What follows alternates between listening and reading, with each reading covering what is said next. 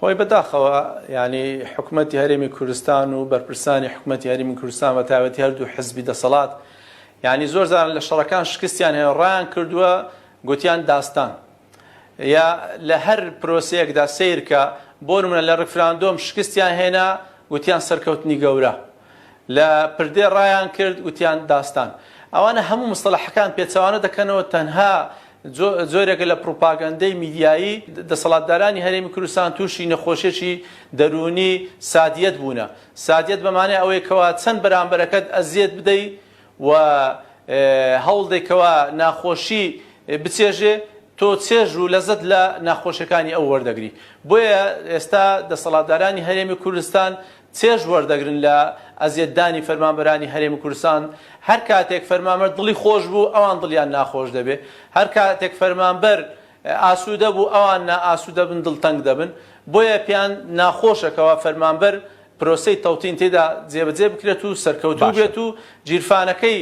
پڕ بێتەوە جارشتر دەست درێژ نەکا بۆ حیزبەکانی دەسەڵات کەواتە حکوومەتی عێراقیش پێی ناخۆشە ئەو تەوتینە بۆ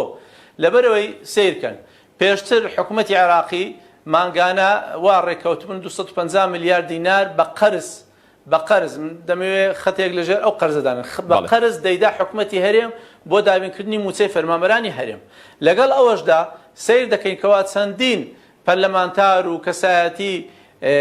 ناو عێراق چیان دەکرد دەچون لە دادگای فیدرالی شکایەت و سکاڵایان دەکرد لە دژی حکوومەتی عێراقی کەوا چۆن 250 میلیارد دینار دەدات بە موچەی فەرمانبەرانی هەرێمی کوردستان بێ ئەوەی داهاتەکانی هەرێمی کوردستان بگەڕێتەوە بۆ حکوومەتی عێراقی ئەوە قەرزیش بوو چەندین جار حکوومەتی عێراقی بڕیاری دەرکردووەکەوە تەنانەت قەرزیش نەدرێت بە حکوومەتی هەرێمی کوردستان بۆ موچە بەڵام ئێستا سیر دەکەین نزیکەی مانگانە 1 تریلیۆن دینار بەبێ هیچ مقابلێک بەبێ ئەوەی کەوا 1 دیناری داهاتی ناوخۆی هەرێمی کوردستان نەوتی نانەوتی تەسلیم بە عێراق بکرێ عێراق ناچار کراوە بڕیارەکەی دادگای فیدرالی کەوا مانگانە تریلیۆن 1 دینار دەنێرێ خۆی بەڕاستی من زۆر زانە وەختی لە هەولێر مقابلەکان دەکەم باسی یەکێتی ناکەم لەبەرەوەی یەکێتی لە سنووری هەولێر وەکو ئێمە بێدەسەڵاتە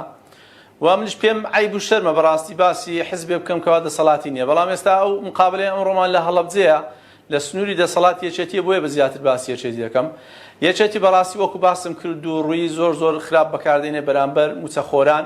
و ئەگەر پەرلەمانتارەکانی شوایان گوتیبی ڕاز ناکەن وەزیرەکانیشیان ڕاز ناکەن یان ئەوەی خوێندەوار نینە نازانن بڕیارەکەی دادگای فیدرالی لە عەرەبی نازانن تێی ناگەن یان ئەوێ تێی دەگەن و دەیانەوێت شێوازێک لە شێوازەکان هەموو هجووم و هێرشەکان بەرەو پارتی بنێرن و خۆیان وەکو خەڵک بە بەری و بە بێتاوان و بە مەزلوم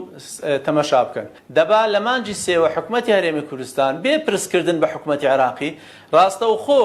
یاسای خانەنشینی نوێ بە زیادکردنی موچەی فەرمانبەرانی موچەی خانەنشینانی کوردستانی ڕاست کرد باوە و بە پێی ئەو یاسا نوێیەکەوە لە بەرژەوەندی خانەنشینانی کوردستان بوو قائمەی ڕاتبەکەی ببەست بە و ئەو کاتی کەمترین موچەی خانەنشین لە 500,000 کەمتر نییە و 100,000 هاوکاریش دەدرێتە 600,000 وەردەگرت نەک ئێستا 220,000 دەیدرێتێ بەڵاستی ئەوەی پێشترش باسم کردووە حکوومەتی هەرێمی کوردستان زۆر دژی میلەتەکەی خۆیەتی و پێی ناخۆشە خەڵک لە خۆشی لە ئاسوودەیدا بێ لە فەرەحنایدا بێ با خەڵی گیرفانی پڕ بێت و محتاجی کەس نەبێت پێی ناخۆشە بۆیە هەردەم هەوڵداکەوە موچەی خانەنشینان فەرمانبەران و هەوڵ دەدا گرەی دەستی بخاتە دانی